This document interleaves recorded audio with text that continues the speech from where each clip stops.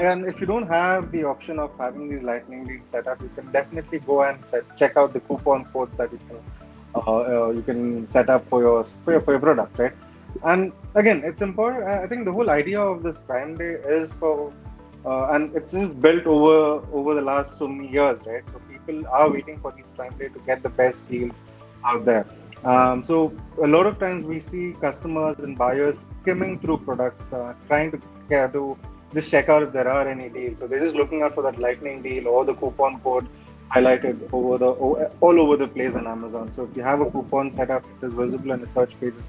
It's visible on your product pages and all that, right? So people are just looking out for that during the Prime Day especially. So it is a great idea to then set up coupon codes, if not lightning deals, for your products where you can where it just increases the visibility and chances of customer engagement on your product, right? And if they can clearly, and the advantage of coupon deals is it kind of clearly segregates what is the difference between the normal selling price and the Prime Day special coupon price that Right. you're selling, right?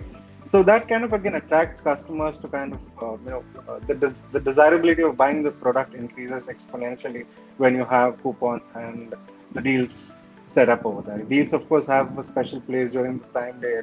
It's got some special attention and special love, if I may say, from Amazon side, because it has more visibility when you have these lightning deals set up, right?